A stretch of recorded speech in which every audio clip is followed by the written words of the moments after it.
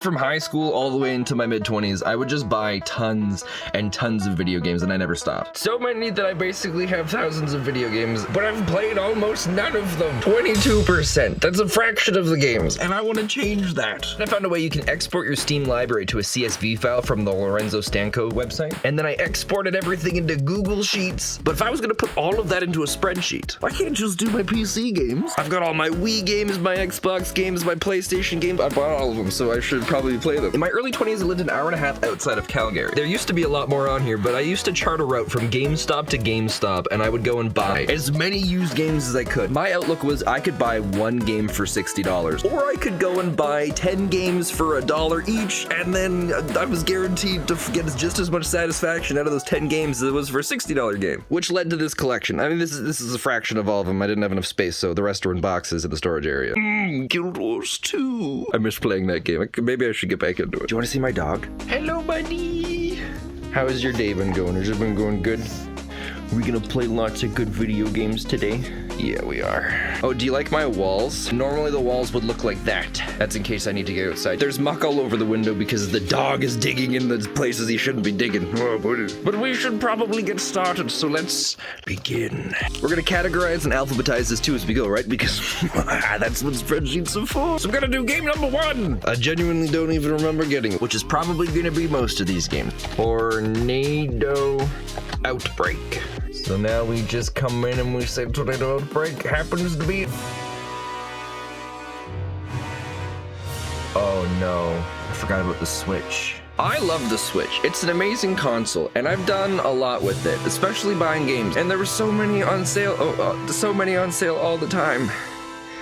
And then, oh, that's right.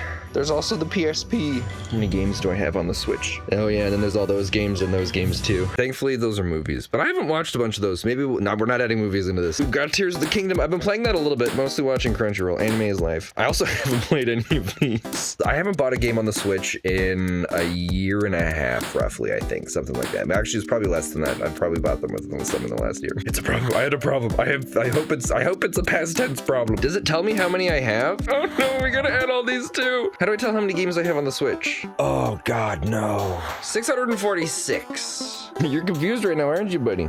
This is the first time I've had a green screen. No, buddy, wait. I know your bed's on the other side. Are you confused? Okay, come around this way, buddy. Yeah. There you go. Good boy. Oh, you wanted your bone.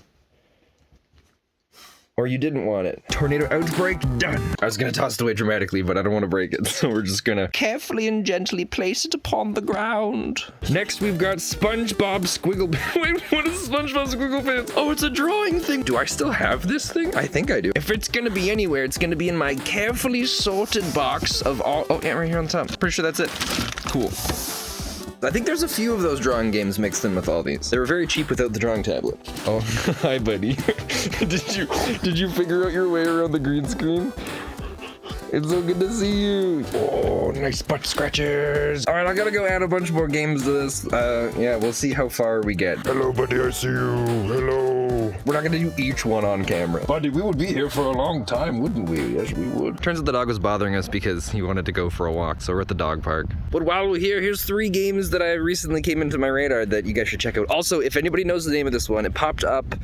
I don't remember what it's called, but they described it as Legend of Zelda meets Valheim. It's got like voxel building in it or something like that. I don't know, but it looks really cool. So if anybody knows what that one's called, please let me know. So I forgot the names of the games that I was going to tell you guys about while I was at the dog park, so we'll just do it now. The first game to pop up is Mars First Logistics. It kind of feels like a physics game crossed with that game where you're playing as Norman, the walking simulator. I don't remember what it was called. There's just a bunch of really cool looking things where you can build crazy contraptions and then you're traveling around Mars, carrying lots of weird things too. The next one I saw was Forever Skies. I've always been a huge fan of open world survival games. Something like this just gives us the ability to fly around and collect things and build cool little ships, and it's got all these different building and survival mechanics, and I can never get enough of these. They're just And then one that I just saw today is called Bellwright. I don't think this one's out yet. This is probably a terrible comparison because maybe I'm setting my expectations too high, but it kind of feels like Mountain Blade meets Medieval Dynasty, and I'm really hoping that's what this one's gonna deliver. My only big concern in it is I think the building's gonna be tedious. Because if you look at the building in this one, it shows here where it keeps snapping to these different circles here,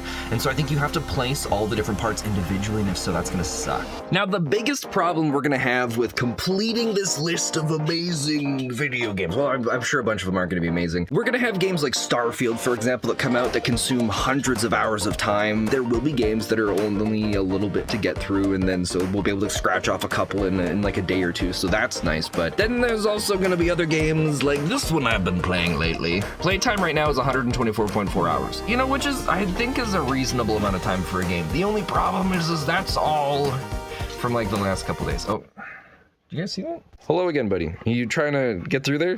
Are you struggling? You can just go around it. Or yeah, someone's coming down the stairs. Go check that out. He's a special guy. How long do you think it's gonna take to be able to go through and play all these games? Because we still gotta add, oh wait, let's do the math. Okay, I probably should have recorded a bunch of this stuff this way before. So if I have 2,262 games on Steam, and then we had, it was like something like 650 on the Switch. Just for the sake of argument, let's just say I have 500 other games. That seems a little unreasonable. Let's do this a little better. 1, 2, 3, 4, 5. I'm just kidding, we're not gonna count all those, that'd be dumb. We're just gonna put in like 500. So let's say I have 3,412 games, and the length of a car, of a newborn baby, of marriage in Canada. Wait, what? 15 point, that's not bad, that's not bad. Let's see how we compare to the States. What? How are the States beating us? 15.3 years in Canada, 19.9, oh, I have a lot of friends in the Sweden area. At least let us beat Sweden. Marriages ending in divorce in Canada is 15.3 years.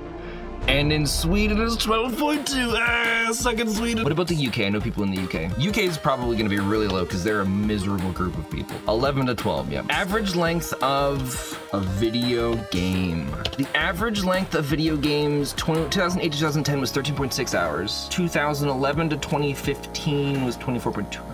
We'll just average that, right? 24.2. Okay, so now if we take equals this, that's 82,000 hours on average. Let's just say I played 8 hours of video games every day. So equals this times this. Oh God. This is bad. It's gonna take me 28 years to complete all of the games in my oh no. Average amount of games a gamer completes in a year. If I'm lucky, I'll have time to play 5 games. Wait, what? How many years would it take this person? It would take them 682 years. How many generations would that be? Okay, the average length of a generation is 20 to 30 years. So how many generations it's gonna take equals this divided by 30. 113 generations? What? I don't really understand the math that I'm doing or if it's reasonable or if it makes sense, but I have come to the conclusion that I have too many games. If anybody else has any good math solutions for calculating this stuff, please help me out here. I need you math nerds. I need you more than ever. This is your time to shine. It's your most important task you'll ever be tasked with your entire life. Even Bunny agrees. You gotta listen to the dog.